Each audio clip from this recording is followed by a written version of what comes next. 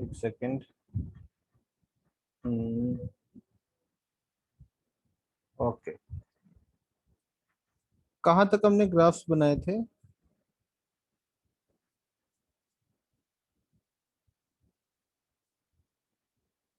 Equation तो याद ही होगी सबको, क्या थी? Psi r equals to k r की power l into polynomial polynomial of r with degree n minus l minus one, जो बेसिकली क्या होता है? रेडियल नोड इंटू ई की power minus r upon k dash. ये equation थी जिसकी help से हमने ग्राफ्स वगैरह, ये इक्वेशन सबके लिए डिराइव की थी, 1s 2s 3s 3p। ठीक है, फिर 1s के लिए ग्राफ ग्राफ आई थिंक हमने सिर्फ 1s के लिए बनाए थे ना, या किसी और के लिए भी बनाए? बोलो भी, कहाँ तक हमने ग्राफ बनाए थे, फिर उससे मैं आगे स्टार्ट करूँ। नोट्स पे देख के बताओ। सब 1s के ही बनाए हैं बस। 1s के बनाए ना, ठीक है।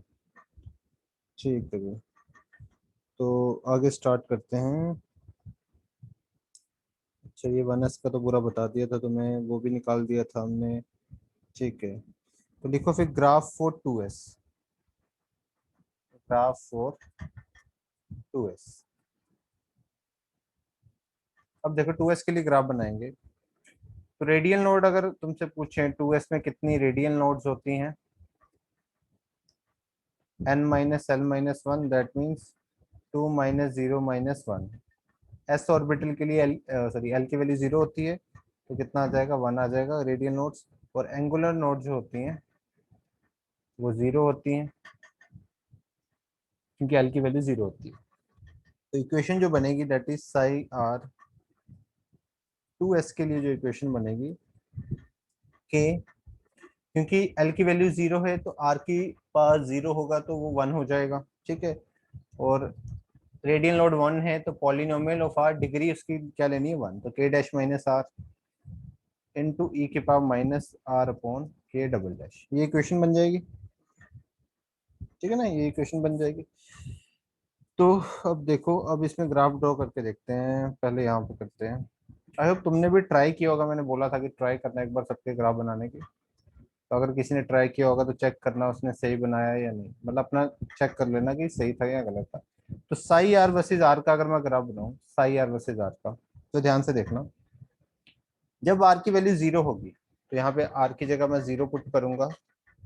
ठीक है, तो यहाँ भी आर की जगह जीरो पुट करूंगा, तो यहाँ पे कुछ वैल्यू आएगी निकल के, जो मान लो यहाँ पे कोई वैल्यू है। ठीक है ना, यहाँ पे जीरो पुट करोगे, जीरो पुट करोगे, जो वैल्यू बनेगी मान लेते इतनी वैल्यू है वो। उसके बाद जब आर की वैल्यू धीरे धीरे जीरो से मैं बढ़ाना स्टार्ट करूंगा तो होगा क्या? जीरो से मैं बढ़ाऊंगा वैल्यू, तो यहाँ पे जब ये जीरो से वैल्यू बढ़ेगी तो के डैश माइनस आर है, के डैश माइनस आर है, तो ये वैल्यू कम होगी, ये वैल्यू कम होगी। तो धीरे धीरे इस तरह से वैल्यू कम होने लग जाएगी। और यहाँ पे भी ई की पावर माइनस है, तो एक्सपोनेंशियली कम होगी वैल्यू, जब आर की वैल्यू बढ़ाएंगे तो कम होगी इस तरीके से, कम कम कम कम। हाँ, फिर जब मान लो आर की वैल्यू के डैश के इक्वल हो जाए, है ना, किसी पॉइंट पे ऐसा भी होगा ना, आर की वैल्यू के डैश के इक्वल हो जाएगी। जब आर की वैल्यू के डैश के इक्वल हो जाएगी तो ये जीरो नहीं हो जाएगा पूरा? साई आर 2s जीरो नहीं हो जाएगा? जैसे मैं यस सर। पूरा लिख ही देता हूँ। मान लो if r equals to k dash, then psi r 2s किसके इक्वल हो जाएगा? जीरो के इक्वल। तो जब आर की वैल्यू बढ़ाते जाएंगे, एक टाइम आएगा जब के डैश के इक्वल हो जाएगी, तो ये वैल्यू जीरो, मतलब यहाँ पे हिट करेगी, इसको टच करेगी। अगर तुम्हें याद हो 1s का ग्राफ, तो 1s में ये वैल्यू इस पे टच नहीं करती थी, क्योंकि 1s में कोई भी नोड नहीं होता, 1s में कोई भी नोड नहीं होता। तो यहाँ पे टच कर गई है क्योंकि यहाँ पे एक नोड होता है। ठीक है, फिर फिर अगर वैल्यू हम जब इसकी वैल्यू के डैश से भी ज्यादा हो जाएगी तो ये वैल्यू ओवरऑल नेगेटिव हो जाएगी, है ना। जब वैल्यू आर की के डैश से भी ज्यादा होगी ये तो वैल्यू नेगेटिव हो जाएगी, तो ये नीचे की तरफ ऐसे नेगेटिव होगा इस तरीके से, और फिर देन ये इस तरह से चलता जाएगा, फिर बाद में ये टच नहीं करेगा। तो इस तरीके से ये पॉजिटिव नेगेटिव आएगा, इस तरीके से एक पॉजिटिव नेगेटिव आएगा, क्योंकि वेव नेचर जैसा बन रहा है ना, ये वेव नेचर। ट्रफ टेस्ट जैसा वैसा कुछ बनेगा। यहाँ पे ये टच क्यों किया है, क्योंकि एक नोड थी, एक नोड थी। ठीक है, फिर वैल्यू बढ़ाते जाएंगे तो ऑब्वियसली नेगेटिव ही रहेगी, और धीरे धीरे ये थोड़ा सा इनफाइनाइटली इसको थोड़ा थोड़ा अप्रोच करेगी, पूरी तरह से टच नहीं करेगी। तो स्टार्टिंग में कुछ इतनी वैल्यू थी, धीरे धीरे कम हुई आर की वैल्यू बढ़ने पे। जब आर की वैल्यू के डैश के इक्वल होगी ये जीरो पे टच कर गई, जब आर की वैल्यू और बढ़ाते गए तो नेगेटिव होने लगी, तो इस तरीके से नेगेटिव हो। ठीक है, अब साई आर स्क्वायर का बना के देखते हैं और अच्छे से क्लियर होगी तुम्हें चीजें। बस एक बार एक ग्राफ बन गया तो आगे अपने आप तुम बना लोगे आराम से। साई आर स्क्वायर का वर्सेस आर बनाना है। देखो अब साई आर स्क्वायर की इक्वेशन अगर बनाओगे, साइज इसका स्क्वायर करोगे तो ऑब्वियसली ये स्क्वायर हो जाएगा, स्क्वायर हो जाएगा, स्क्वायर। स्टार्टिंग में ये भी वैल्यू यहाँ से कहीं स्टार्ट होगी, यहाँ से कहीं स्टार्ट होगी, और धीरे धीरे ये भी नीचे की तरफ आएगी और टच कर जाएगी इसको यहाँ पे कहीं, जहाँ पे ये ऑब्वियसली नोड आएगा। मतलब यहाँ पे भी क्या होगा, जब आर के डैश के इक्वल हो जाएगा तब ये भी जीरो होगा ऑब्वियसली, तब ये भी जीरो होगा, तो जीरो हो जाएगा। बट अब यहाँ पे देखना, जब आर की वैल्यू के डैश से ज्यादा होगी, जब आर की वैल्यू के डैश से ज्यादा होगी तो ये नेगेटिव कुछ बनेगी वैल्यू, बट इसका स्क्वायर कर रखा है ना हमने, इसका स्क्वायर रखा है तो ओवरऑल पॉजिटिव हो जाएगी, है ना। हमने जब इसका स्क्वायर किया तो मान लो इस चीज का स्क्वायर हो जाएगा इस तरीके से, इसका भी हो जाएगा। चलो तो अब मान लो पहले तो वही चीज है कि यहाँ से स्टार्ट हुआ ग्राफ, यहाँ पे इसको टच किया, टच कब करेगा, जब आर के डैश के इक्वल हो जाएगा तो ये जीरो हो जाएगा, तब तो जीरो होना ही है। बट जब ये नेगेटिव होगा, जब आर की वैल्यू के डैश से ज्यादा होगी, जब ये नेगेटिव होगा तो स्क्वायर हो गई ओवरऑल फिर से पॉजिटिव बन जाएगा ना, तो ये ग्राफ अब नीचे की तरफ नहीं आएगा, ये इस तरीके से ऊपर ही चला जाएगा, तो फिर एक पीक देके ये इस तरह से हो जाएगा। तो इसमें जो ग्राफ इस तरीके से नीचे की तरफ आ जाता था, नेगेटिव हो जाता था, वो अब नहीं पॉसिबल, क्योंकि हमने इसका स्क्वायर कर दिया, तो वो अब पॉसिबल नहीं है। तो ये एक चेंज आया है साई आर और साई आर स्क्वायर में। साई आर स्क्वायर का ग्राफ नीचे की तरफ नहीं मूव करेगा, फिर ऊपर की तरफ जाएगा, पीक आएगी, फिर यहाँ से इस तरह से मुड़ जाएगा। और यहाँ पे भी ये जो जहां पे इसने ग्राफ को टच किया है, ये बेसिकली क्या है, नोड। कौन सी नोड है 2s में, कौन सी नोड होती है, रेडियल और स्फेरिकल नोड। कौन सी नोड होती है, रेडियल और स्फेरिकल। और ये भी पॉइंट किसको शो कर रहा है, नोड को ही कर रहा है।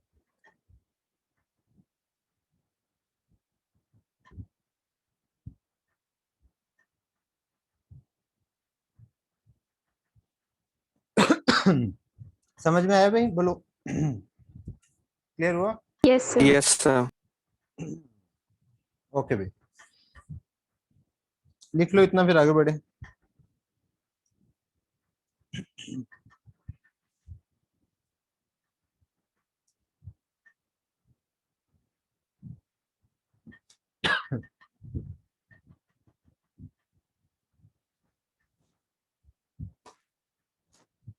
किसी को डाउट हो तो पूछ सकता है। बाकी आगे और ग्राफ बनाएंगे तो तुम्हें एक पैटर्न समझ में आ जाएगा, हाँ इस तरीके से पैटर्न चलेगा, फिर कोई दिक्कत नहीं होगी तुम्हें। एक बार पैटर्न हाथ में आ जाए कि पैटर्न कैसे चलता है, फिर सब चीजें अपने आप क्लियर हो जाएंगी। ठीक है।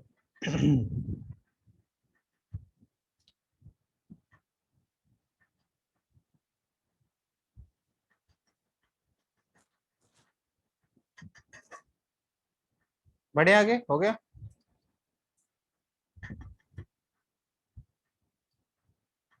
Yes sir. Yes sir. Next एक और ग्राफ बाकी है, 3 ग्राफ बनाते हैं हम बेसिकली। ओहो,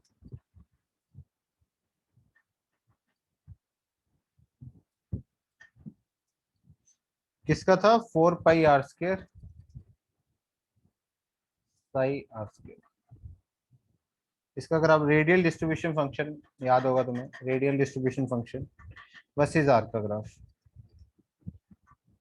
अब इसमें क्या होना है ना, इसमें ग्राफ ओरिजिन से स्टार्ट होगा, ये चीज मैंने पहले भी बताई थी। इसमें अगर तुम्हें याद हो तो इसमें ग्राफ किसमें कहाँ से स्टार्ट होगा, ओरिजिन से। अगर तुम्हें याद हो, ये बेसिकली इसको y मान लो, इस चीज को y मान लो, y is equal to this. तो y अगर मैं निकाल के दिखाऊं तो क्या आएगा, आर स्क्वायर साथ में मल्टीप्लाई हो रहा है, ये 4 पाई कॉन्स्टेंट है, k में इंक्लूड कर दिया, तो k r square psi r square k dash minus r का स्क्वायर ई की पावर -2r/k डबल डैश, यही इक्वेशन बनेगी। इसकी अगर इक्वेशन बनी, ये कांस्टेंट पूरा के में इंक्लूड कर दिया, आर स्क्वायर था, इसका स्क्वायर कर दिया, इसका स्क्वायर कर दिया, ये इक्वेशन बन रही है। अब इस इक्वेशन का बनाओगे ग्राफ। अब जब आर की वैल्यू जीरो है जब आर की वैल्यू जीरो है तो यहाँ पे जीरो पट करोगे तो पूरा जीरो हो जाएगा। तो मैंने तब जब 1s का ग्राफ बनाया था तब भी बताया था ये ग्राफ हमेशा ओरिजिन से स्टार्ट होगा, ये दोनों ग्राफ यहाँ से हमेशा स्टार्ट होंगे और ये वाला ग्राफ हमेशा ओरिजिन से स्टार्ट होगा, बिकॉज हमने साथ में आर स्क्वायर को मल्टीप्लाई कर दिया, हमने साथ में आर स्क्वायर को मल्टीप्लाई कर, ये क्या था, radial distribution, radial distribution function. ठीक है, तो आर को साथ में मल्टीप्लाई कर दिया, ऑब्वियसली ओरिजिन से स्टार्ट होगा ग्राफ, तो ओरिजिन से स्टार्ट होगा तो इस तरीके से बढ़ेगा बढ़ेगा बढ़ेगा, मैक्सिमम आएगा। अब इसमें एक नोड भी आ गई है, 1s में ऐसा नहीं हुआ था, नोड बोर्ड नहीं आई थी, टच नहीं किया था, पर यहाँ पे टच किया है, नोड आई है। और फिर यहाँ पे जब बढ़ेगा तो इसके आगे वाली पीक जो है वो बड़ी आएगी, बस इसमें यही पैटर्न याद रखना है, पहले बढ़ेगा, नोड आई, फिर और पीक आएगी, अगर एक और नोड आती फिर टच करता, इस तरीके से। ये बेसिकली क्या किसको डिनोट कर रहा है, रेडियन नोड को, रेडियन नोड को।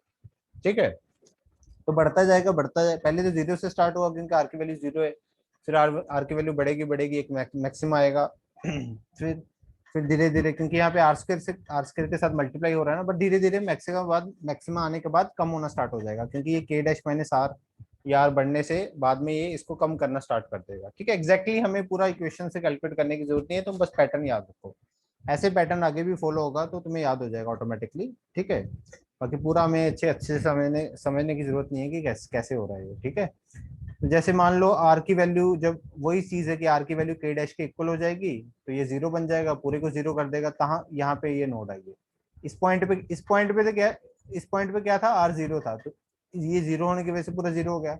इस पॉइंट पे क्या हुआ है, आर के डैश के इक्वल हो गया, जिस वजह से फिर से जीरो हो गया, और फिर दोबारा ये बढ़ना स्टार्ट हो गया, क्योंकि जब आर की वैल्यू बढ़ेगी तो ऑब्वियसली अब ये माइनस में कुछ आएगा, बट इसका स्क्वायर हो रखा है तो कोई दिक्कत नहीं होगी, स्क्वायर होके वो पॉजिटिव हो जाएगा, और फिर ये ओवरऑल बढ़ना स्टार्ट हो जाएगा, फिर मैक्सिमम आएगा, फिर कम होना, इस तरीके से चीजें चलेंगी। ठीक है, तो ये पैटर्न बस याद रखना, इसी पैटर्न को हम बढ़ाते जाएंगे आगे। जैसे मान लो अब 3s के लिए बनाना है, मान लो अब 3s के लिए बनाना है, ठीक है, तो 3s के लिए देखो, अब मैं कुछ इक्वेशन की हेल्प से बस एक बार समझना था, अब हमें पैटर्न हाथ में आ गया तो कोई दिक्कत नहीं है। साई आर वर्सेस आर का ग्राफ, तो क्या करना है, वही नीचे से पहले कम होना स्टार्ट होगा, एक second,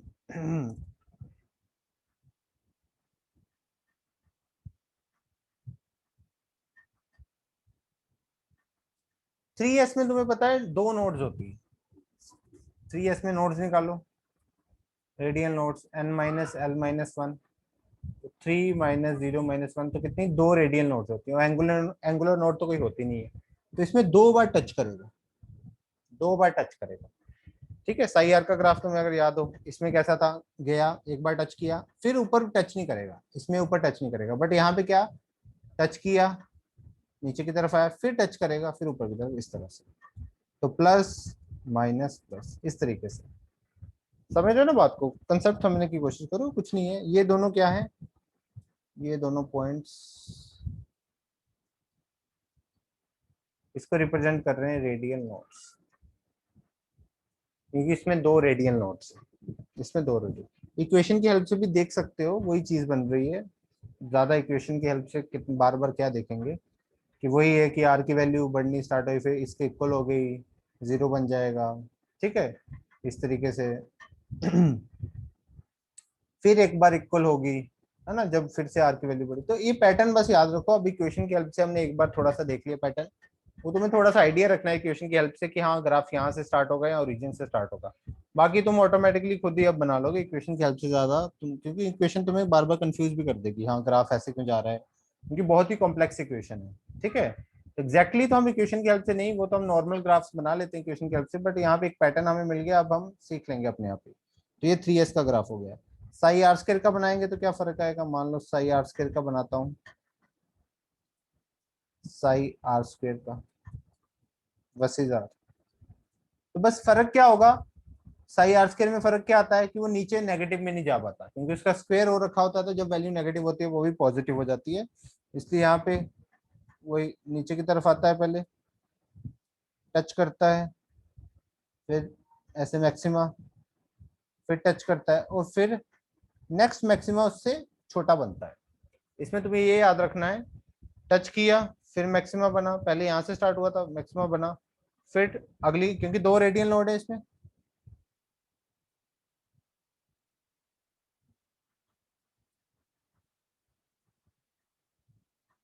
to radial nodes, 2 radial nodes, ठीक है। और फिर जो मैक्सिमम बनेगा वो छोटा बनेगा, तो साई आर स्क्वायर में जो मैक्सिमम बनता है वो छोटा छोटा होता जाता है। इस वाले केस में रेडियल डिस्ट्रीब्यूशन वाले में बड़ा बड़ा हो जाता है। जैसे मैं अब तुम्हें एक बार और बना के बताऊं तो तुम्हें और चीजें क्लियर होंगी, जैसे कि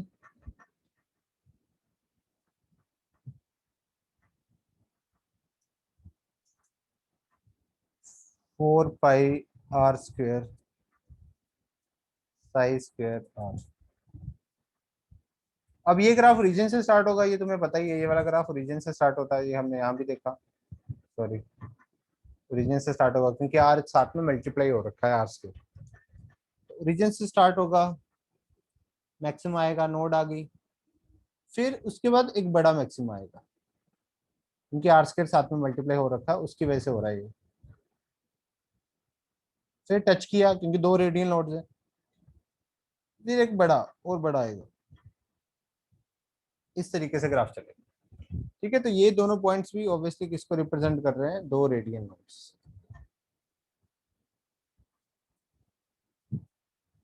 2 रेडियल नोड्स।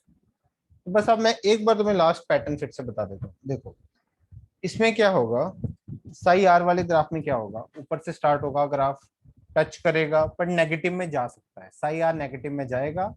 अगर एक ही रेडियल नोड है फिर यहाँ पे स्टॉप हो जाएगा, बट अगर एक और रेडियल नोड आ रही है तो ऑब्वियसली फिर से टच करेगा और फिर पॉजिटिव में मूव कर जाएगा। अगर मान लो एक और नोड होती तो फिर टच करता, फिर नेगेटिव में आ जाता। ठीक है ना।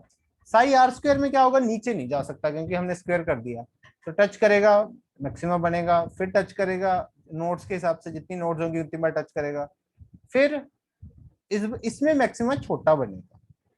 जैसे जैसे आर की वैल्यू बढ़ रही है मैक्सिमम क्या बनेगा, छोटा बनेगा इसमें, इस केस में। ठीक है, और फाइनली जो हमारा ये वाला बचा है, इसमें मैक्सिमम बढ़ता जाएगा, धीरे धीरे बढ़ता जाएगा। बस ये है पैटर्न, ये पैटर्न याद रखना है, काम हो गया अपना। पैटर्न याद रखो, काम हो गया। ठीक है, बोलो भी क्लियर है, यहाँ तक कोई डाउट किसी को, बोलो।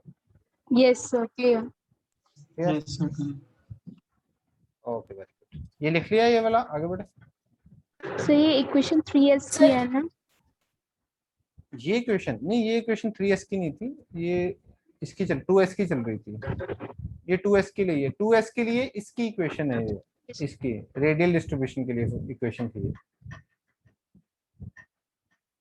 देखो ना ये 4r Okay. स्क्वायर, हाँ 3s की मैंने बनाई नहीं इक्वेशन, वो वैसे ही बनाना चाहते तो बना लो, बट पैटर्न हमें याद रखना है। इक्वेशन तो मैंने एक बार तुम्हें बताई दी कैसे, ये इसकी रेडियल डिस्ट्रीब्यूशन फंक्शन के लिए ये बनाई। 4 पाई आर स्क्वायर है ना, वो सब कांस्टेंट में इंक्लूड कर लिया, आर स्क्वायर इसका स्क्वायर हो जाएगा ऑब्वियसली, इसका भी स्क्वायर कर दिया तो 2 आ गया।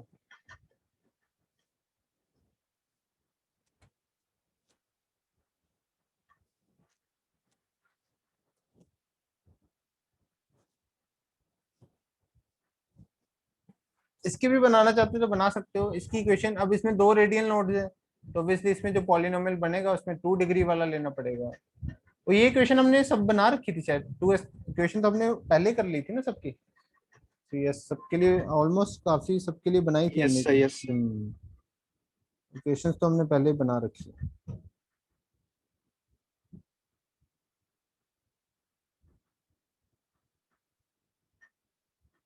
उसमें पॉलिनोमियल वैसे बन जाएगी k dash minus k double dash r plus r square, है ना, बस मतलब 2 डिग्री वाली पॉलिनोमियल बन जाएगी उसकी।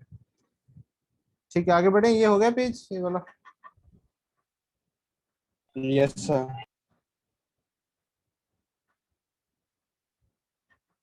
ठीक, बढ़ते हैं आगे। 2p के लिए बना के देखो 2p के लिए कैसा बनेगा, ट्राई करो थोड़ा सा 2p के लिए।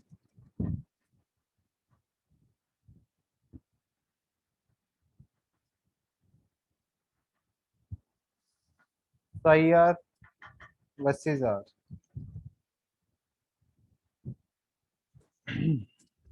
2p में इसको ऐसे मत देखो पहले, 2p में एंगुलर नोड जो होगी 1 होगी, एल की वैल्यू 1 होती है, angular node 1, radial node n minus l minus 1, तो 2 माइनस 1 माइनस 1, तो रेडियल नोड 0 है, एंगुलर नोड 1 है। इक्वेशन बनाओगे 2p के लिए तो कैसी बनती है, साई आर के r की पावर 1 आ जाता है ना, r की पावर 1 आ जाएगा क्योंकि l की वैल्यू 1 है, और e की पॉलिनोमियल आएगी नहीं क्योंकि डिग्री 0 हो गई, रेडियल नोड 0 है, e की power minus r upon k dash, यही इक्वेशन बनेगी। अब इसके ग्राफ यस बनाओ, सर। ग्राफ बना लो, साई आर वर्सेस आर, कैसा ग्राफ बनेगा, ऑब्वियसली अब जब तुम आर की वैल्यू 0 रखोगे तो ये ग्राफ कहां से स्टार्ट होगा, ओरिजिन से स्टार्ट होगा।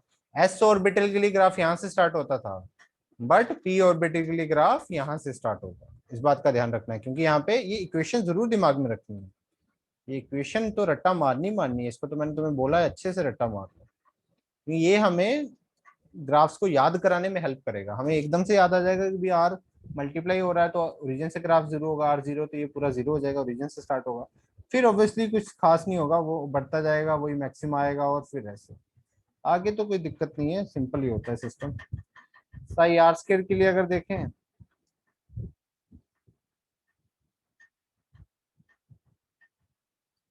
तो स्क्वायर हो जाएगा, स्क्वायर होने से भी क्या ही फर्क होगा, कुछ नहीं फर्क होगा, बढ़ेगा वैसे ही कम होगा, ठीक है, कुछ खास फर्क नहीं होगा स्क्वायर होने से, ठीक है। ये हो गया 2p का। अब इसमें कोई रेडियल नोड ही है, नो रेडियल नोड, तभी इसने एक बार भी टच नहीं किया, है ना, नो रेडियल नोड, एक बार भी टच नहीं किया इसी वजह से।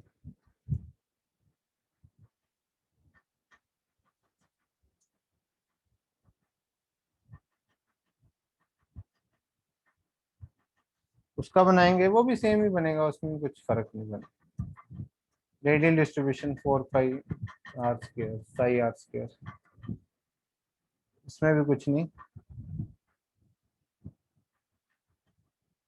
सेम सही बनेगा, इसमें भी कोई radial node, no radial node, ठीक है। 3p के लिए, एक बार पहले वाला पेज हाँ खोल हाँ दीजिए, मैं नोट कर कर लूंगी। लो कर लो कर लो, नोट कर लो।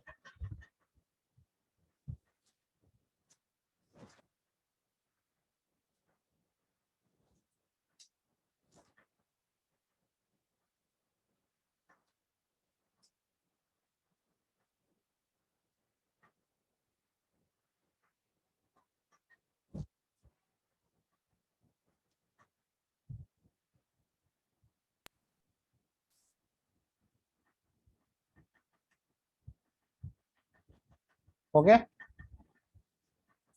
Yes sir. Yes sir. ठीक। 3p के लिए देखेंगे तो ऑब्वियसली एंगुलर नोड तो 1 ही रहना है, रेडियल नोड 1 आ जाएगी, इक्वेशन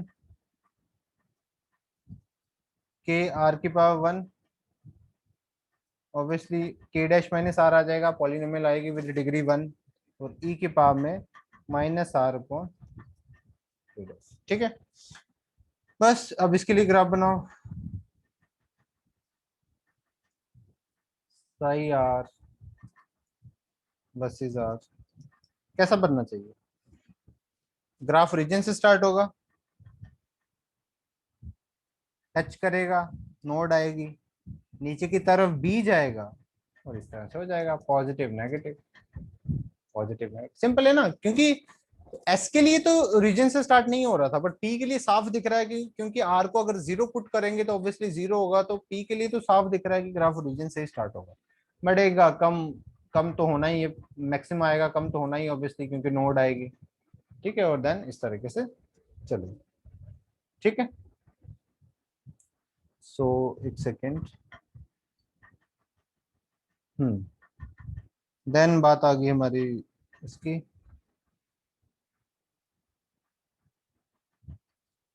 साई आर स्क्वायर।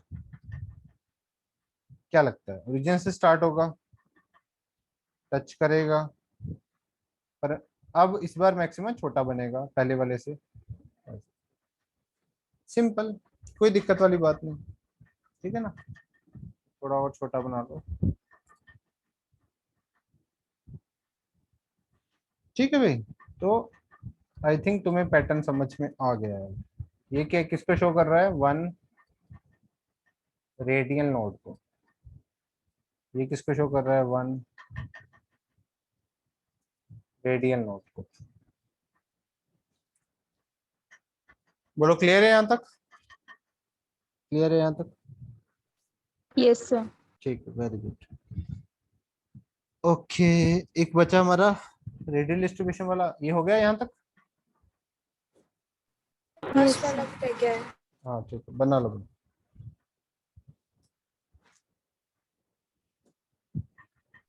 हो गया। हो गया, ठीक है।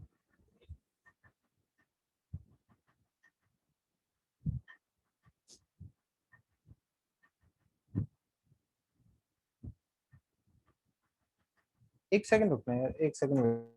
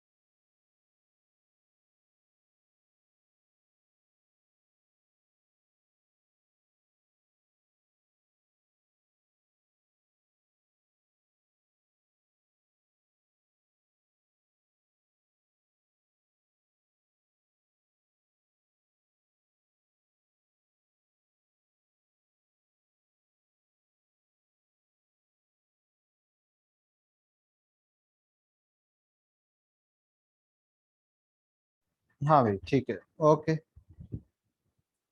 ठीक है भाई, तो आगे इसके लिए बनाएंगे, वो रह गया था ना इसके लिए, हाँ रेडियल डिस्ट्रीब्यूशन वाला रह गया था, तो रेडियल डिस्ट्रीब्यूशन वाला भी बना लो। 4 pi r² psi r² versus r. इसका कैसे बनेगा, ऑब्वियसली जाएगा टच करेगा, फिर सिंपल, ये तो पता चल ही गया तुम्हें, एक radial node, one radial node region से स्टार्ट होगा, ये तो पता ही है, r² मल्टीप्लाई हो रहा है। वैसे तो p के लिए तो वैसे ही सब ओरिजिन से स्टार्ट हो रहा है, उसमें कोई दिक्कत वैसे भी नहीं है। ठीक है, ओके। 3D के लिए खुद बनाओ ना एक बार यार, 3D के लिए खुद ट्राई करो, मैं देता हूँ तुम्हें 2 मिनट। 3D के लिए खुद बना के देखना। बस ये 3D लास्ट करते हैं, फिर इसको खत्म करते हैं।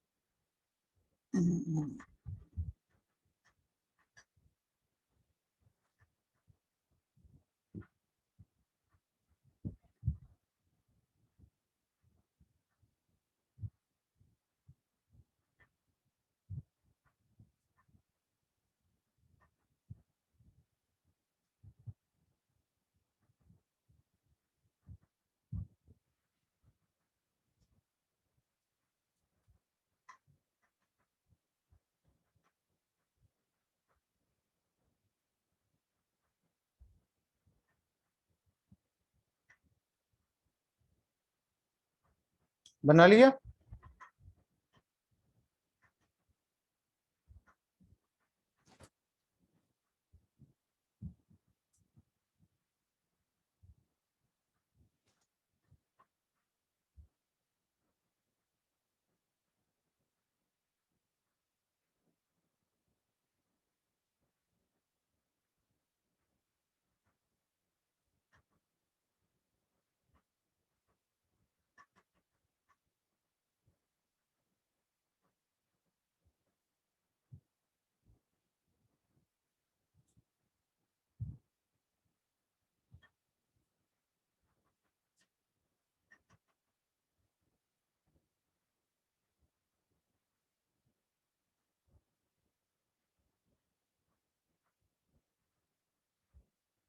हाँ भाई, बनाया है नहीं बना? देखो भाई, 3D के लिए एंगुलर नोट्स पता है तुम्हें, एल की वैल्यू कितनी होगी? 2। एंगुलर नोट 2 हो जाएंगे। रेडियल नोट निकालोगे तो n minus l minus one. 3 - 2 - 1 तो रेडियल नोट 0 होंगे ऑब्वियसली। ठीक है। इक्वेशन बनाओगे साई आर की, क्या बनेगी? के आर की पा एल तो आर स्क्वायर हो जाएगा, L2 है तो आर स्क्वायर हो जाएगा, है ना? आर स्क्वायर हो जाएगा। फिर वो तो आएगा नहीं पॉलिनोमियल, क्योंकि डिग्री 0, रेडियल नोट 0 है। ई की power minus r upon k dash. क्या मुश्किल है इसमें? ग्राफ बनाओगे सिंपल वही यस सर, बनेगा। बन गए। बन गए, है ना? Yes sir. Very good. तो यही बने होंगे। अगर साई आर वर्सेस आर का बनाओगे तो ऑब्वियसली अब ग्राफ ओरिजिन से स्टार्ट होना है, वो एस वाला बस यहाँ से स्टार्ट होता है, बाकी तो ओरिजिन से होने हैं। क्योंकि बस एस के लिए एल की वैल्यू 0 होगी। अगर एल की वैल्यू 0 होगी तो आर की वैल्यू 0 मतलब 1, तो वो आर पे इस तरह से आर साथ में मल्टीप्लाई नहीं होगा, तो इसलिए वो ग्राफ एस वाला ग्राफ बस यहाँ से स्टार्ट होगा। बाकी पी डी का तो ऑब्वियसली ओरिजिन से ही होगा, क्योंकि आर साथ में मल्टीप्लाई हो रहा है, तो आर 0 तो ये 0, तो यहाँ से होगा। और बाकी तो वही तुम्हें पता ही है, ये सभी चलेगा। ठीक है। साई आर स्क्वायर का भी डिट्टो वैसा कोई फर्क नहीं है। ठीक है, ऐसे बनाया होगा। Yes sir. Very good.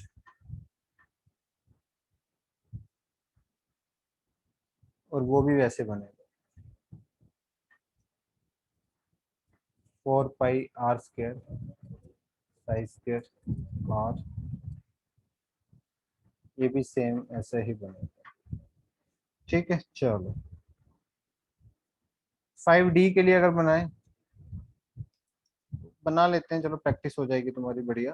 तो 5D के लिए एंगुलर नोड ऑब्वियसली पता ही है, 2, एल की वैल्यू 2 है। और रेडियल नोड n - l - 1, तो मतलब 5 - 2 - 1, तो नोट्स कितनी आ जाएंगे? 2। ग्राफ देख लो, साई आर वर्सेस आर, क्या ग्राफ बनेगा? बढ़ेगा, ओरिजिन से होगा स्टार्ट, क्योंकि एंगुलर नोड 0 है। ठीक है, ओरिजिन से स्टार्ट होना है। इक्वेशन बना लेना, ठीक है, इक्वेशन तो बना ही लोगे तुम। इस बार 2 है तो पॉलिनोमियल बनानी है डिग्री 2 वाली, ठीक है। और आर की वैल्यू 2 हो जाएगी, आर का स्क्वायर हो जाएगा, तो ऑब्वियसली अभी भी ओरिजिन से स्टार्ट होगा, बढ़ेगा, नोड आएगी कम। एक सेकेंड, इसको थोड़ा छोटा ही बनाते हैं। बढ़ेगा, ये भी थोड़ा कम होती जाती है पीक टाइम के साथ, इसमें भी पीक कम होती जाती है, वैल्यू ज्यादा आती है, फिर इस तरीके से ये पॉजिटिव नेगेटिव पॉजिटिव, ये दोनों इसको रिप्रेजेंट करेंगे 2 रेडियल नोट्स। ठीक है भाई, क्लियर है चीजें? साई आर स्क्वायर का भी बनाते हैं, चलो।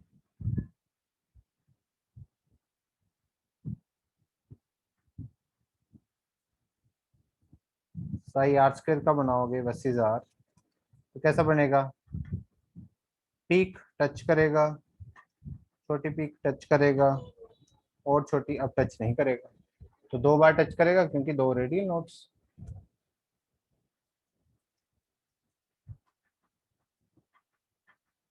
To radial.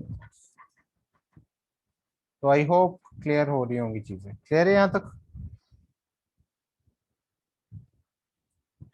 और यस सर। बच्चा ये वाला final which is 4 pi r square psi r square. इसमें कुछ नहीं होना, इसमें पीक बढ़नी है। तो आया, टच किया, पीक बढ़ी, इस तरीके से इसमें क्या होगा, पीक बढ़ती जाएगी। ठीक है, थोड़े बहुत सही से नहीं इतने बन रहे ग्राफ, वो मैनेज कर लेना, पेन टैप से इतने सही नहीं बनते। तो ये भी ऑब्वियसली बार बार क्या ही लिखूं, पता है ये दोनों किस पॉइंट को रिप्रेजेंट कर रहे हैं, रेडियल नोड को रिप्रेजेंट कर रहे हैं ये दोनों पॉइंट्स। ठीक है, तो पैटर्न तुम्हें अब आराम से समझ आ रहा होगा क्या चीजें चल रही है यहाँ। ठीक है, कोई बस एक यस बात सर। का याद रखना कि साई आर के लिए एस ऑर्बिटल वाला ग्राफ यहाँ से स्टार्ट होगा, बाकी पी डी के लिए ओरिजिन से ही स्टार्ट होगा। ठीक है, ठीक है भाई, चलो हो गया काम। अब यहाँ पे ग्राफ्स वगैरह हमारे अच्छे से खत्म। अब तुम्हें कोई भी एग्जाम में पूछ ले, आई थिंक आराम से तुम ग्राफ को देख के बता दोगे कौन सा ऑर्बिटल है ना। तो ऐसा जे एडवांस में क्वेश्चन आ रखा है, उसको करना, मैं शीट सेंड कर दूंगा कि उसमें यही था कि ग्राफ से पहचानना था कौन सा ऑर्बिटल है। ठीक है, मतलब मैच द कॉलम टाइप एक क्वेश्चन आया था, नहीं पैराग्राफ में या मैच द कॉलम टाइप में कोई क्वेश्चन आया था। ठीक है, उसमें ये सब कॉन्सेप्ट यूज होंगे तुम्हारे। तो उस क्वेश्चन को जरूर अटेम्प्ट करना। यहाँ पे करवा नहीं सकता, बहुत लंबा क्वेश्चन है, दिखाने में बहुत टाइम लग जाएगा। तो जे एडवांस की शीट में सेंड कर दूंगा, उसमें से क्वेश्चन जे एडवांस के कर लो, जब करोगे तो वहां पे वो क्वेश्चन मिल जाएगा तुम्हें। ठीक है, हाँ एक क्वेश्चन इजी सा है, वो जरूर कर लेंगे जे एडवांस का। बाकी ग्राफ से रिलेटेड ही ज्यादा क्वेश्चन पूछे जाते हैं, ज्यादातर क्वेश्चन ग्राफ से रिलेटेड ही आते हैं। तो ग्राफ तुम्हें पता होगा, मतलब ग्राफ देखते तुम्हें ये पता चल जाना चाहिए किस ऑर्बिटल का ग्राफ है। ग्राफ देखते ही तुम्हें तुम ये देखोगे किसके किन दोनों चीजों के बसेस, रेडियल डिस्ट्रीब्यूशन के बसेस है, साई आर के बसेस है, या साई आर स्क्वायर के बसेस ग्राफ है। फिर उस अकॉर्डिंग देखोगे ग्राफ किस तरीके का आ रहा है, फिर तुम वहां से बता पाओगे कि हाँ किस ऑर्बिटल की बात हो रही है। तो तुम ग्राफ देख के आराम से बता दोगे। जैसे मान लो एग्जाम में ये ग्राफ आ गया, तो तुम हाँ देख लोगे कि एक रेडियल नोड आ रही है। ठीक है ना, उस तरीके से तुम ग्राफ को बता पाओगे कि हाँ किसका ग्राफ होगा ये। ठीक है, चलो भाई आगे बढ़ते हैं।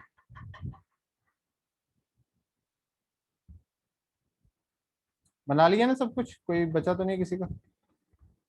यस सर, हो गया। इसमें एक टॉपिक करना है आगे, that is penetration, penetration power of an orbital, penetration power of an orbital. तो इसका क्या मतलब होता है? It is the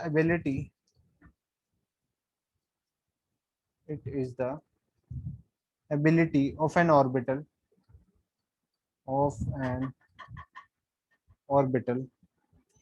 two be close to nucleus, to be close to the nucleus. Penetration power of an orbital का क्या मतलब होता है कि किसी ऑर्बिटल की कितनी एबिलिटी है न्यूक्लियस के क्लोज रहने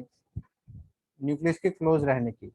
किसी ऑर्बिटल की कितनी एबिलिटी है न्यूक्लियस के क्लोज रहने की। अब ये कैसे निकाल सकते हैं, देखना जरा। देखो,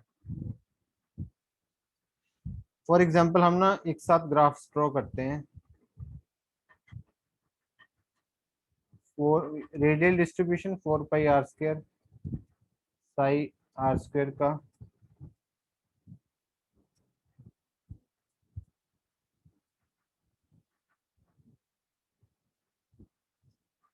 वर्सेस आर। ठीक है, तो जैसे मान लो मैं 3s के लिए ड्रॉ करूं, 3s के लिए इस तरीके का ग्राफ आएगा।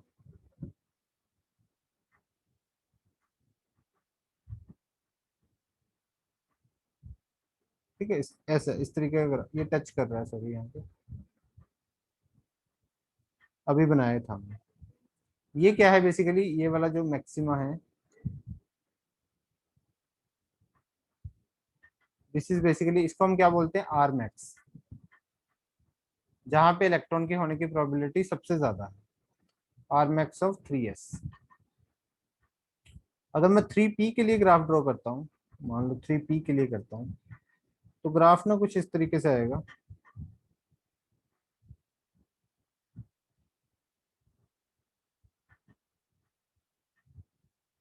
इसका आर मैक्स यहाँ पे कंपेयर कर रहा हूँ बस अलग अलग ग्राफ और कुछ नहीं। 3p के लिए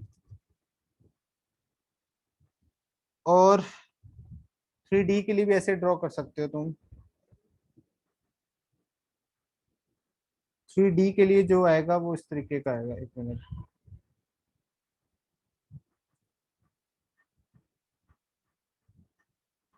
ये मान लेना 3d के लिए।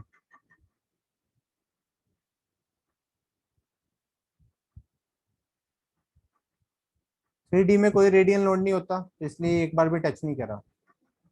इसका मैक्सिमा यहाँ पे।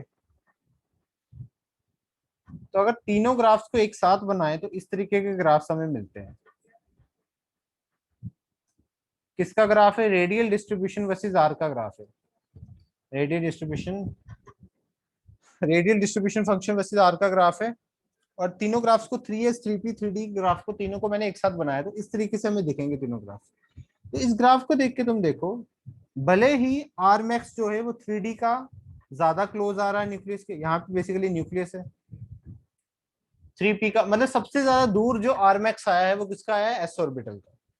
फिर उसके बाद किसका आर मैक्स आया है? 3p का। और सबसे नजदीक जो आर मैक्स आया है वो किसका आया है? 3d का। बट आर मैक्स तो ऑब्वियसली इसका दूर आया है सबसे, बट यहाँ पे 3s का अगर तुम ग्राफ ऑब्जर्व करो तो इसकी दो पीक्स आ रही हैं। इस रीजन में इसकी दो पीक्स आ गई यहाँ तक की, और इसकी अभी तक एक ही पीक आई है। अगर इस रीजन तक देखूं मैं तो इसकी दो पीक्स है। तो मतलब न्यूक्लियस के क्लोज रहने की प्रोबेबिलिटी एस ऑर्बिटल की ज्यादा होती है। मैं ये बताना चाहता हूँ इन ग्राफ्स की हेल्प से। वैसे तो मैं सीधा स्टेटमेंट भी दे सकता था तुम्हें कि एस ऑर्बिटल में न्यूक्लियस, एस ऑर्बिटल में जब इलेक्ट्रॉन प्रेजेंट होता है तो उस इलेक्ट्रॉन की न्यूक्लियस के क्लोज रहने की प्रोबेबिलिटी ज्यादा होती है as compare to p d f orbital. F orbital की तो और कम हो जाती है। डी ऑर्बिटल की भी देखो, डी की पी से भी कम है। यहाँ तक, अगर यहाँ तक तुम देखो तो इसका भी एक मैक्सिमा ही आ रहा है, बट यहाँ पे ऑलरेडी एक पीक आके डाउन भी चला गया है। तो यहाँ पे इलेक्ट्रॉन के होने की प्रोबेबिलिटी काफी ज्यादा है एज कम्पेयर टू, मान लो यहाँ तक की तुम कंपेरिजन करो तो यहाँ तो अभी कुछ भी नहीं है। मैक्सिमा इसका पहले आ गया, बट यहाँ पे पीक्स ज्यादा आ जाएंगी अगर कंपेयर करोगे तुम एस और पी में। एस में देखो दो पीक्स आ भी गई, यहाँ पे अभी एक ही पीक आई है।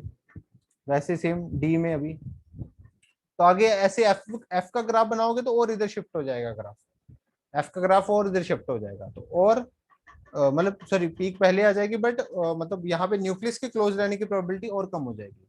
तो जो पेनिट्रेशन पावर होती है वो सबसे ज्यादा ऐसे ऑर्बिटल की होती है, फिर पी की, फिर डी की। ये चीज तुमने अगर वो पढ़ लिया जब तक तुमने क्या बोलते हैं पीरियोडिक टेबल Periodic पढ़ table, लिया? पढ़ लिया?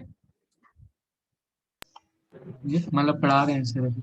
अच्छा, ये पढ़ा तो उसमें रहे आया, थोड़ा सा बच उसमें अभी आया पेनिट्रेशन पावर? एक बार भी सर ने बोल बता। मतलब पेनिट्रेशन इफेक्ट वो आयनाइजेशन एनर्जी में सर ने लिखवाया था। हाँ, शील्डिंग इफेक्ट सुना होगा जैसे, ठीक है ना। Yes sir. तो पुअर शील्डिंग यस का कॉन्सेप्ट सुना होगा कि एफ और डी की बहुत पुअर यस शील्डिंग सर। होती है। वो पुअर शील्डिंग Yes, होने sir. का भी यही यस सर। रीजन होता है, बिकॉज ये जो एफ और डी ऑर्बिटल होते हैं ये न्यूक्लियस के पास नहीं रहना चाहते, ठीक है। तो इसलिए इनकी शील्डिंग भी बहुत पुअर होती है। इनकी शील्डिंग बढ़िया होती है एस ऑर्बिटल की, क्योंकि न्यूक्लियस के पास रहने की प्रोबेबिलिटी ज्यादा होती है। तो बस यही है मतलब पेनिट्रेशन पावर का, ability of an orbital to be close to the nucleus, ठीक है। बाकी ये तो मैं सीधा स्टेटमेंट भी दे देता हूँ। तो यहाँ पे लिखो, भले ही तुम देख रहे हो कि आर मैक्स जो है 3D के लिए सबसे कम है, सबसे छोटा है। फिर अगर देखते हो आर मैक्स 3p, और सबसे ज्यादा आर मैक्स किसके लिए? 3s के लिए। सबसे आर मैक्स ज्यादा किसके लिए? 3s के लिए, 3p 3d। बट जो पेनिट्रेशन पावर का ऑर्डर है दैट इज पेनिट्रेशन पावर, वो कैसे है? 3s की सबसे ज्यादा है, देन 3d की, सॉरी देन 3p की, then 3d।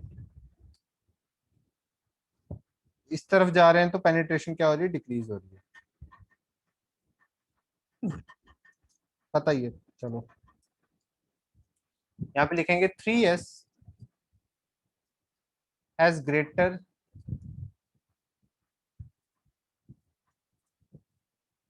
has greater penetration power,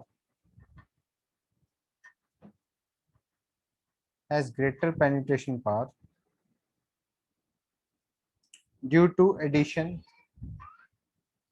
due to two additional peaks, two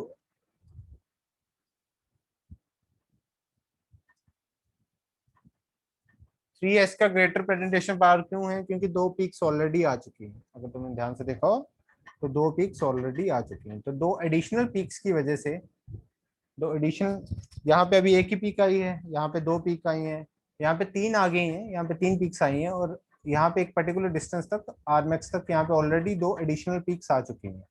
3s की ग्रेटर पेनिट्रेशन पावर किस वजह से? दो एडिशनल पीक की वजह से, दो एडिशनल पीक्स आने की वजह से इसकी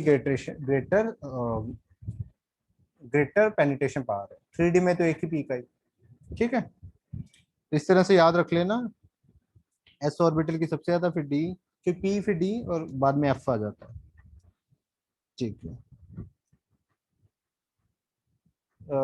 3s has greater penetration power due to two additional peaks. That means that electrons spend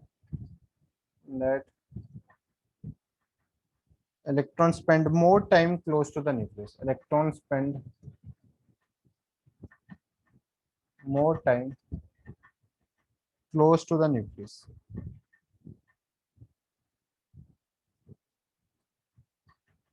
Close to the nucleus. ठीक है, ठीक है भाई। अच्छा, यहाँ पे ये भी कंसेप्ट खत्म हो गया। अब एक फाइनली उसकी भी थोड़ी सी बातचीत कर लेते हैं। वो जो हमने दो फैक्टर्स में इसको डिवाइड किया था ना, अगर तुम्हें याद हो, एक सेकेंड, इसको दो फैक्टर्स में डिवाइड किया था, साई आर थीटा फाई, अगर याद हो। एक साई आर वाला हमने Yes, अलग कर sir. दिया था, और एक हमने जो एंगुलर वाला था थीटा फाई वाला, उसको अलग कर दिया था, है ना। ये चीज तुम्हें याद होगी। हमने सिर्फ इसकी बात की, अभी इसकी कोई बात नहीं की है, ठीक है। तो इसकी भी थोड़ी बहुत बातचीत कर लेते हैं, इसकी भी हम थोड़ी सी बातचीत कर लेते हैं। इसमें हमने वो एक ग्राफ सा बनाया था, वो तो सबको याद ही होगा, जिसमें हमने कन्वर्ट किया था कार्टेशियन को पोलर में, ठीक है ना। तो वो चीज Yes, sir. तुम्हें याद होगी, ठीक है। इसमें एक इंपॉर्टेंट मार्क करके लिख लो, स्टार मार्क करके पॉइंट लिखो, psi theta phi is equal to constant for ns orbital, for ns orbital, do not depend on theta phi, do not depend on theta phi।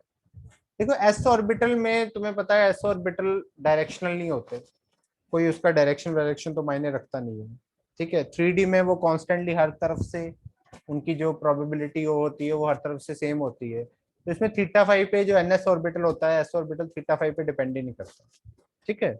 उसका कोई लेना देना नहीं थीटा फाइव से, ठीक है। तुम्हें पता ही है वो स्फेरिकल होता है शेप में, हर तरफ डायरेक्शन में जा रहा होता है, तो उसमें कोई उसका लेना देना है ही नहीं, ठीक है। बट बाकियों के लिए अगर बात करें तो वो देख लेते हैं। जैसे सीधा इसमें मैं बता देता हूँ तुम्हें, साई थीटा फाई, अगर तुम देखो एनपीजेड ऑर्बिटल के लिए, तो एनपीजेड ऑर्बिटल के होते हैं F cos theta, function of cos theta, for NPZ orbital. बताता हूँ इसका सबका मतलब, साई थीटा फाई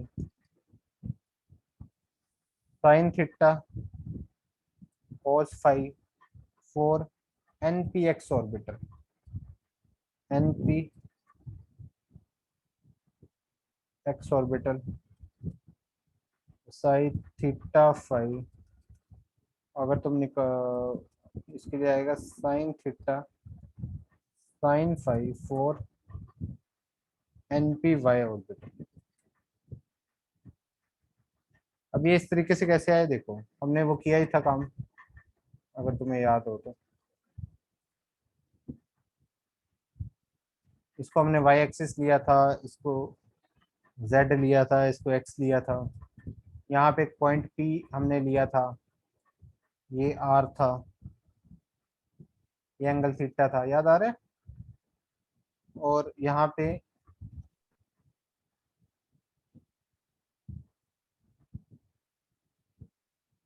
ये पॉइंट p डैश था, ठीक है। ये कितना आ गया था हमारा r sine theta, r sine theta, ये एंगल फाई था, ठीक है, याद आ गया तुम्हें शायद। ये कितना आया था, यस। हाँ ये r cos थीटा आ गया था, ठीक है। फिर ये y वाला जो हमने ये y वाला कितना आ गया था, r sine theta sine phi, और ये कितना आ गया था, r cos theta, sorry r cos theta cos, नहीं सॉरी cos थीटा कहाँ से आ गया, sorry r sine theta cos phi, ये हमने किया था उस वक्त, याद होगा अगर तुम्हें नहीं यस याद आ रहा तो एक बार अच्छे से रिवाइज कर लेना। बस यहीं से हमने इसी को यूज करके हमने बेसिकली इनको डिफाइन किया है। तो मान लो इस पर्टिकुलर फंक्शन में हमने दो इसको मतलब दो अलग अलग में डिवाइड कर दिया, दो फैक्टर बना दिए थे इसके, अगर याद हो, रेडियल वाला अलग कर दिया था, एंगुलर वाला अलग कर दिया था। अब ये तो हमने इसके बारे में सारी कहानी हमने पढ़ ली है, जितनी कहानी हमने की है वो इसी के बारे में की है, मेन यही आती है, इसके बारे में ज्यादा कहानी नहीं आती, बट फिर भी मैंने थोड़ा सा बता दिया है, इसके बारे में वैसे ज्यादा पूछा नहीं जाता है, ठीक है। एनएस ऑर्बिटल के लिए तो ये डिपेंड ही नहीं करता, पी ऑर्बिटल के लिए करेगा, डी के लिए भी करेगा, डी के लिए तो छोड़ो, पी के लिए हमने जस्ट देख लिया। एनपीजेड ऑर्बिटल के लिए, एनपीजेड और के लिए cos थीटा है, तो सम फंक्शन ऑफ cos थीटा आ गया, ये फंक्शन बस वही आर को रिप्रेजेंट कर रहा है, वो आर को रिप्रेजेंट कर रहा है, तो ये सम दैट पर्टिकुलर जो भी फंक्शन होगा उसका cos थीटा आ जाएगा, ठीक है। y वाला हमने डिफाइन किया था कितना, r sine theta sine phi, तो पी वाई ऑर्बिटल के लिए देख लो, function of sine theta sine phi. P X के लिए हमने डिफाइन किया था r sine theta cos phi, तो ये आ गया sine theta cos phi, function of sine theta cos phi for N P X orbital, ठीक है। तो अलग अलग डायरेक्शन में हमने उसको रिप्रेजेंट कर दिया, बस यही है, इसमें ज्यादा हमें बातचीत नहीं करनी थी, बस इतनी करनी थी, थोड़ा सा तुम्हें बताना था इसके बारे में, ज्यादा इसके बारे में कुछ है नहीं, ठीक है। बस यहाँ पे तुम्हारा बेसिकली चैप्टर ये होता है पूरी तरह से खत्म, ठीक है।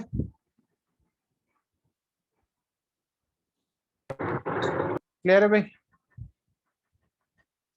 Yes sir. ठीक है। तो शीट की थी सबने, yes sir. Yes sir, yes sir. अच्छा शीट की थी, ठीक है, तो उसकी डिस्कशन भी कर लेते हैं।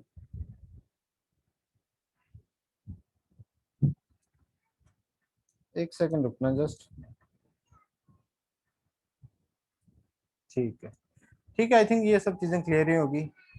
अच्छा इसको हमने, जैसे तुम्हें याद ही होगा, ये हमने रेडियल वेव फंक्शन बोला था इसको, ठीक है ना, ये नॉर्मल वेव फंक्शन था, ठीक है, इसको हमने रेडियल वेव फंक्शन बोला था और इसको एंगुलर वेव फंक्शन बोला था, this is angular wave function,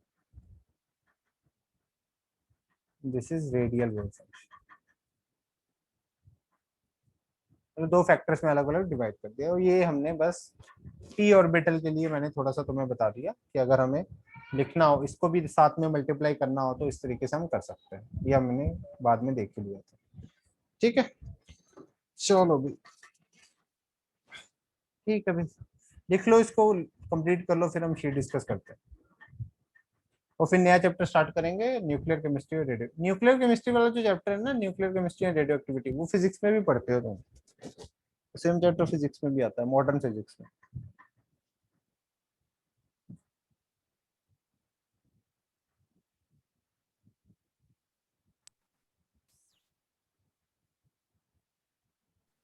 और हाँ बोलो। सर एक वो पेनिट्रेशन पावर वाली डेफिनेशन का पेज खोल दीजिए। हाँ हाँ, ये था,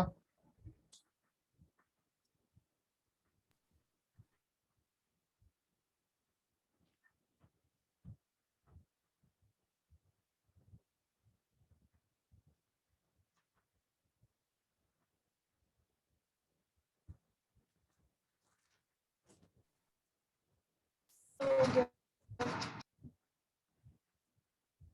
इसमें कुछ लिखना है?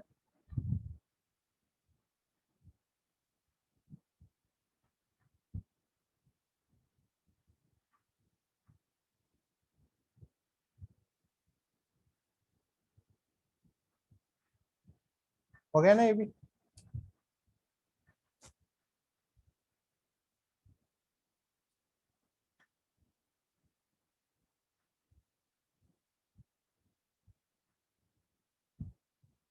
ठीक है, चलो शीट ओपन कर लो, फिर डिस्कस करते हैं।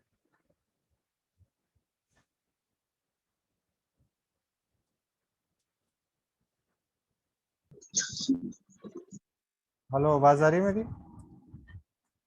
Yes sir. सर। वो एक्चुअली इंटरनेट कनेक्शन ब्रेक हो गया था। चलो, शीट हमने एक्सरसाइज 1 में क्या क्या बाकी है हमारा? एक्सरसाइज 1 में क्या होगी ये पूरी एक्सरसाइज 1? सर ये मिलिक ऑयल एक्सपेरिमेंट क्या था? यार, मल्किंस ऑयल एक्सपेरिमेंट जो होता है ना, इसका यूज करते हैं हम इलेक्ट्रॉन का चार्ज फाइंड करने के लिए। इलेक्ट्रॉन का चार्ज फाइंड करने के लिए इसका यूज करते हैं। ठीक है, इतना बस याद रख लो, और इसमें हमें कुछ नहीं करना। ठीक है, तो शीट में न्यूमेरिकल्स भी हैं एक आध। क्या शीट में क्या था? एडवांस की शीट में न्यूमेरिकल्स हैं एक आध। एडवांस की शीट में न्यूमेरिकल है मल्किंस ऑयल ड्रॉप एक्सपेरिमेंट के? अच्छा, चलो कोई नहीं, न्यूमेरिकल है तो फिर मैं बता दूंगा, कोई नहीं, कोई बात नहीं। फिर एडवांस की शीट कर लो, फिर उसी में मैं तुम्हें एडवांस के टॉपिक में, एक्चुअली वो मेंस के लिए तो बिल्कुल ही इंपॉर्टेंट नहीं है, एडवांस के लिए भी इतना इंपॉर्टेंट नहीं है, बहुत कम चांसेस है कि एडवांस में उसका कोई क्वेश्चन आ जाए, बट बोल नहीं सकते तुम, आ भी सकता है, इसलिए वहां पे दे रखा है। तो हम जब एडवांस की शीट डिस्कस करेंगे तो उसी उसी दिन मैं तुम्हें थोड़ा सा बता दूंगा, और वो न्यूमेरिकल अगर जो भी होगा वो समझा दूंगा। ठीक है, तो अभी मेंस की शीट में बताओ कुछ डाउट्स, एक्सरसाइज 1 में कोई डाउट है?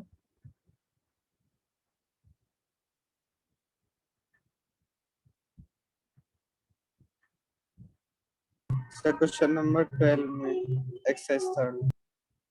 एक्सरसाइज 2 में भी कोई नहीं है? नो सर, नो आपने सर। उस दिन डिस्कशन हो गया था। एक्सरसाइज 3 के question number 12 12, which of the following statements in relation to the hydrogen atom is correct? 3s, 3p, 3d orbitals all have the same energy.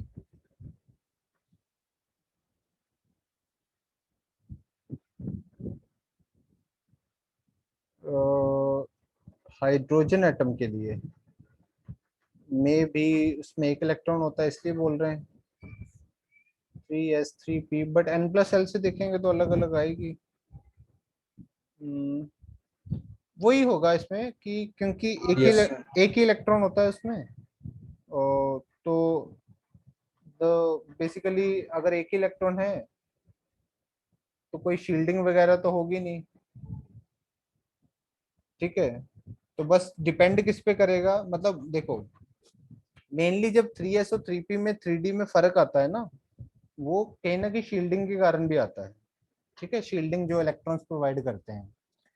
ठीक है, तो अब हाइड्रोजन एटम में क्या होता है, एक ही इलेक्ट्रॉन होता है, तो कोई शील्डिंग तो होगी नहीं किसी इलेक्ट्रॉन की, एक ही इलेक्ट्रॉन है, वो फर्स्ट शेल में प्रेजेंट है। ठीक है, तो बेसिकली अब वो जो डिपेंड करेगा, उनकी जो एनर्जी लेवल्स में फर्क आएगा, वो किसकी वजह से आएगा कि न्यूक्लियस से वो कितना दूर है।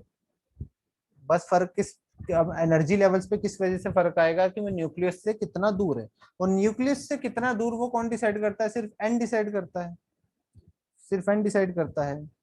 तो अगर देखो, अगर मैं ऑर्बिटल्स का एनर्जी ऑर्डर बनाऊंगा ना, ऑर्बिटल्स ऐसे लिखो, एनर्जी ऑर्डर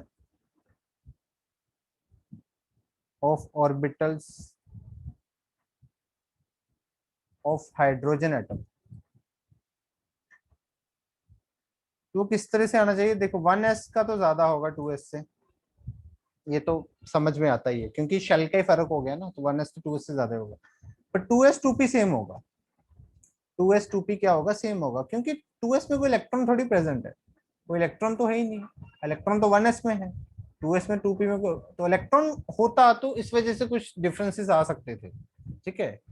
भी इलेक्ट्रॉन ही नहीं है तो ऑर्बिटल अपने आप में क्या ही है भी, वो एक एनर्जी लेवल ही तो हो गया ऑर्बिटल, उसकी अपने में एग्जिस्टेंस क्या होगी, इलेक्ट्रॉन होने की प्रोबेबिलिटी तो होती है इस ऑर्बिटल में, तो इलेक्ट्रॉन तो 1s में बैठा हुआ है, इसलिए इसमें अब फर्क सिर्फ एनर्जी लेवल्स में बोहर के अकॉर्डिंग आ जाएगा कि n की वैल्यू के कारण, n की वैल्यू डिफरेंट तो डिफरेंट, तो जैसे अब नंबर आ जाएगा 3s, 3p 3d तीनों इक्वल होंगे, फिर 4s 4p इक्वल होंगे, 4p 4d 4f चारों इक्वल होंगे, समझ गए।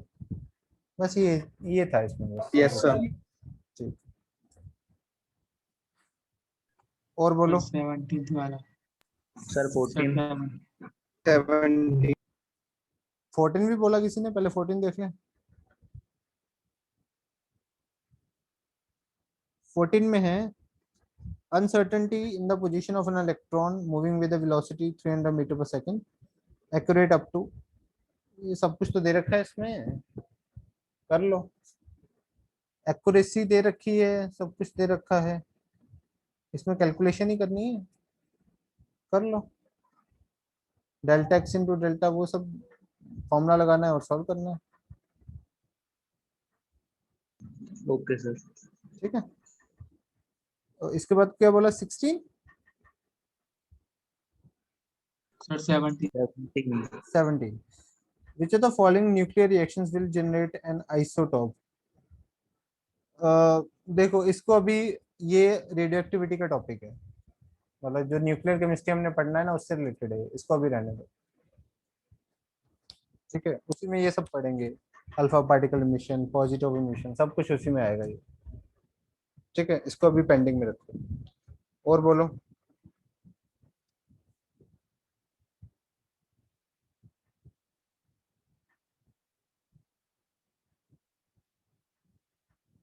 और कोई डाउट एक्सरसाइज थर्ड में?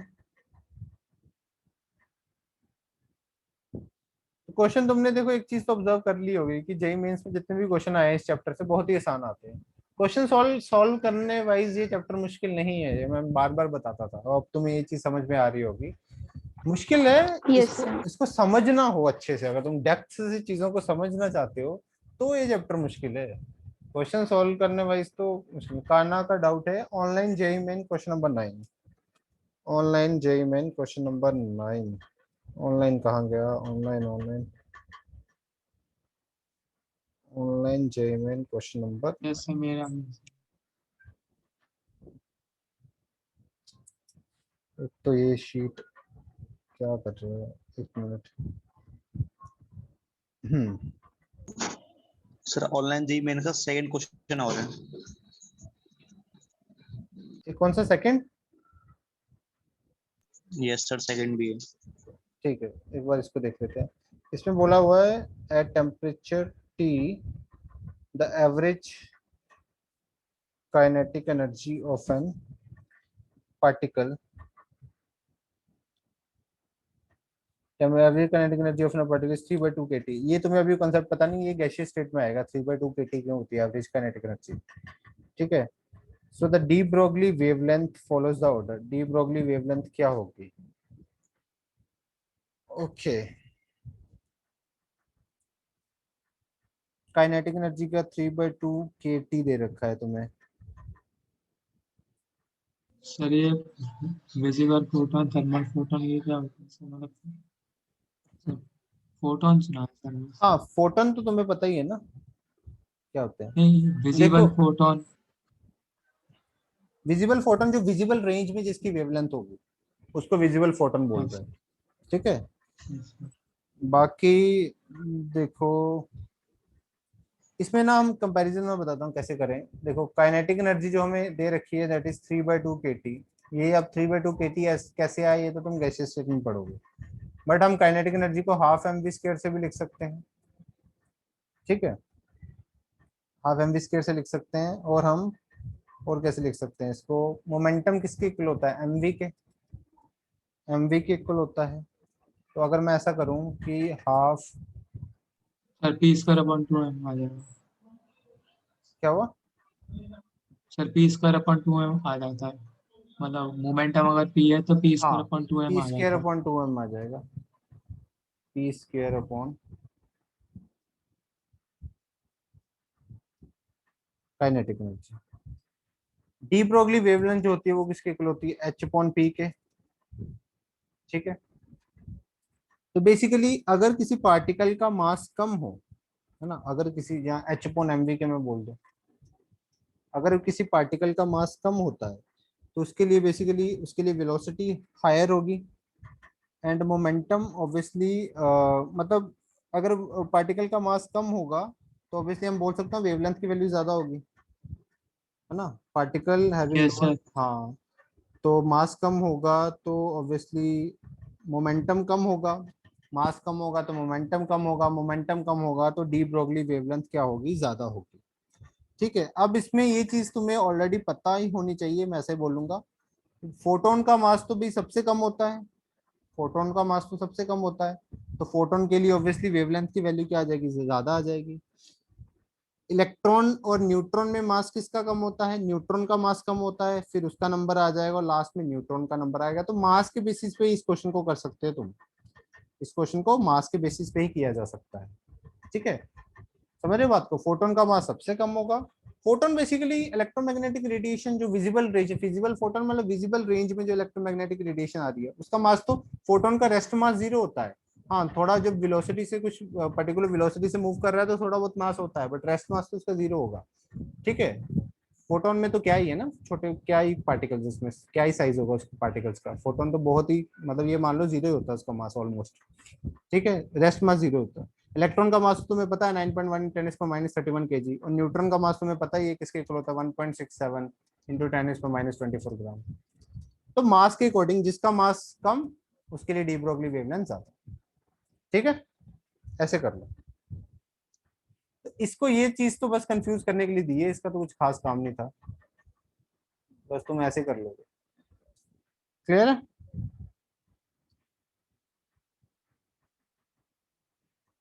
Yes sir. ठीक है, यस सर। और बोलो क्या डाउट था, क्वेश्चन नंबर कोई बोला था किसी ने, sir question number 17। 17 second. Online में ही, ऐसे सेकंड बोला था ना, सेकंड देख लेते हैं पहले।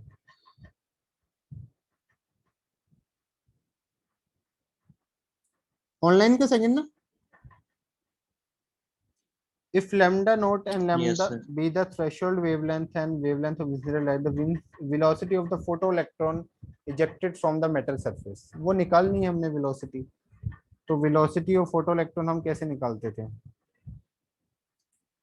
हम क्या बोलते थे, काइनेटिक एनर्जी जो फोटोइलेक्ट्रॉन की होगी वो किसके इक्वल होगी, जो इंसिडेंट रेट की एनर्जी है that is H new minus H new not, ऐसे कहा था हमने। या फिर हम इसको ऐसे बोल दें, इसमें लैम्डा के पॉइंट ऑफ व्यू में बोला हुआ है ना, हाँ, इसको अगर लैम्डा के पॉइंट ऑफ व्यू से लिखना है तो ऐसे लिख दें, h c upon lambda minus h c upon lambda. ठीक है, काइनेटिक एनर्जी को कैसे लिख सकते हैं, velocity of the half m v square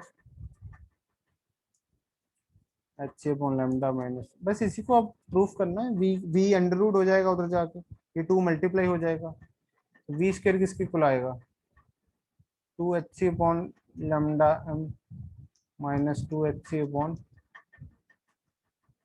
इस तरह से आ जाएगा। उधर जाके अंडर रूट, इसको कॉमन निकाल लो, अंडर रूट कर दो, हो जाएगा ना भैया, कॉमन निकाल दे, ये वी स्क्वायर अंडर रूट हो गया, 2h अपॉन एम कॉमन आ जाएगा। Yes, sir. ठीक है, ये क्या आ जाएगा 1 upon lambda minus 1 upon lambda, फिर बाद में इसका एलसीएम ले लेना, एलसीएम लेगा तो आंसर मिल जाएगा तो। ठीक है, Yes. हाँ सर 7 मुझे फोर्थ वाले क्वेश्चन में एक डाउट है सर। ऑनलाइन में ही? हाँ सर, ऑनलाइन में ही। हाँ हाँ बोलो क्या डाउट है। सर मेरा ये डाउट है कि सर वैसे तो इसमें एनर्जी लिखी है, मतलब energy of the revolving electron इन्होंने हमसे पूछा है, तो उसका तो वैसे हमने डायरेक्ट फॉर्मूला पढ़ा था माइनस के जेड स्क्वायर अपॉन 2r। लेकिन सर ऑप्शन में, किसी भी ऑप्शन में के वाला जो टर्म है ना, वो तो सर है ही नहीं, मतलब के कांस्टेंट वाला, तो सर ऐसा क्या है, मतलब। If m and d are the mass and charge of revolving electron in the orbit of radius r, 4 atom, the total energy of the revolving electron will be. Sir directly proportional होता तो एक बार को भी हटा भी देते, लेकिन sir ऐसा कुछ नहीं है। एक मिनट, टोटल एनर्जी का फॉर्मूला हमने क्या पढ़ा था, -13.6। सर माइनस के जेड स्क्वायर अपॉन 2r, फिर वो तो बाद में तो फिर वैल्यू पुट करेंगे तब वो आया था। हाँ तो वैल्यू पुट कर ही लेते हैं ना, हमें क्या हाइड्रोजन एटम के लिए पूछा, Z square upon n square होता था। ठीक है, अब हाइड्रोजन एटम Yes, के लिए sir. बोला है तो जेड की वैल्यू तो 1 ही है, यस सर। एन स्क्वायर, ये है फॉर्मूला, और ये ईवी में है। इसने कोई यूनिट मेंशन किए हैं? यूनिट मेंशन नहीं किए इसने। No sir. अच्छा ठीक है, आर को रेडियस आर है। अच्छा, अब इसने क्या किया होगा,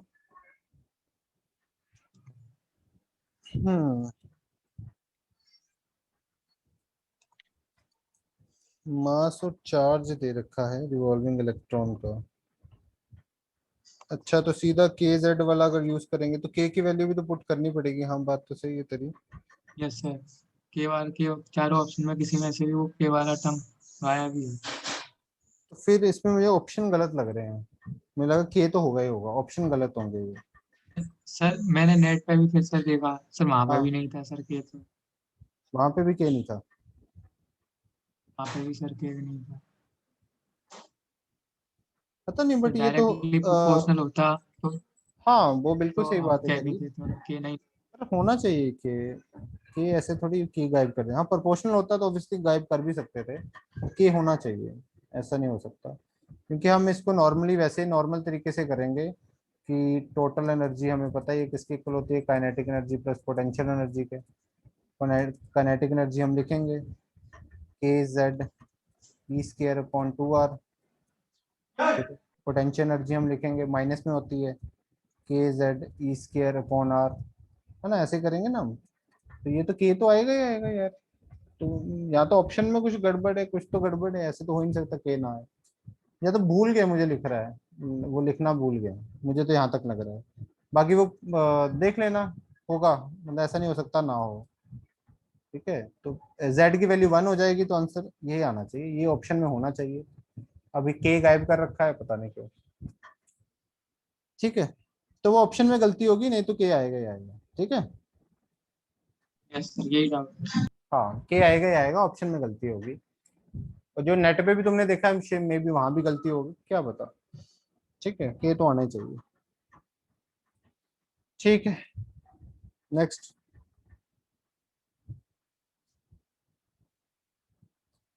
बाकी अब के 17 के जब सबसे हटाया, अगर मान लो ये क्वेश्चन आ गया मेरे को एग्जाम में, तो के सब में नहीं है तो फिर मैं आंसर तो फिर भी यही मार्क करके आऊंगा ना, फोर्थ ही।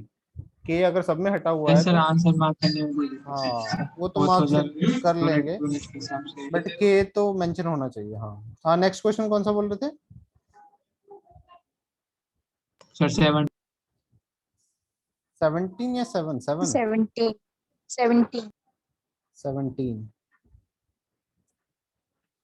17 में the emission line of the atomic hydrogen from A to N, the plot of the wave number against 1 by n square will be, that is the unit, is the wave number unit.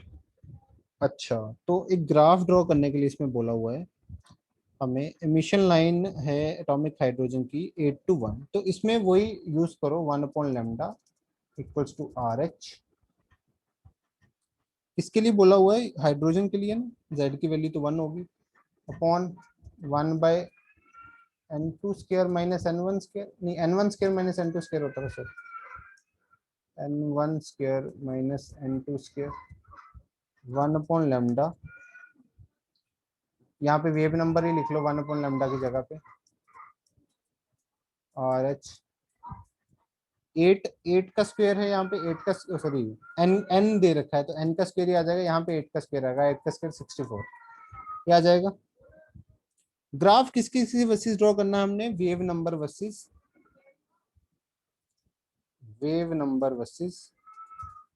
1/n square,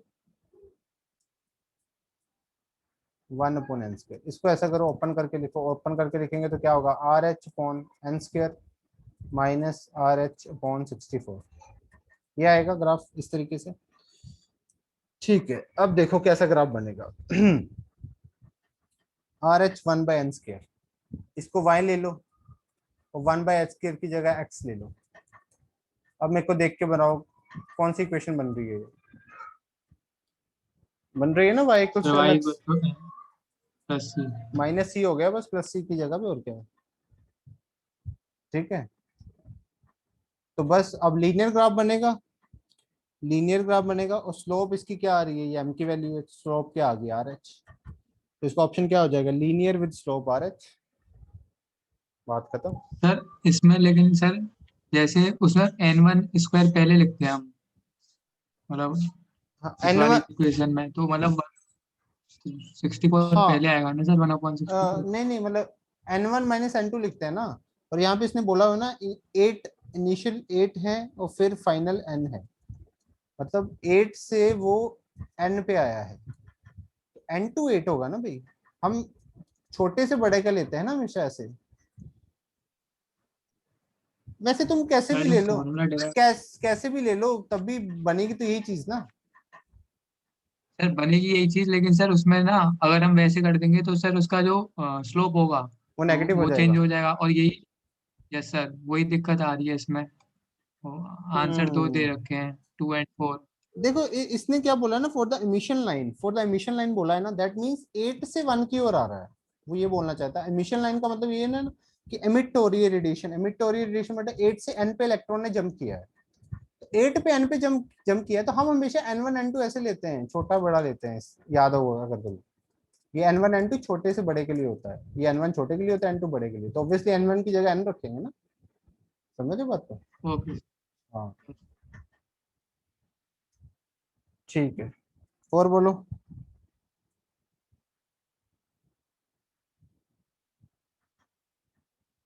sir advance में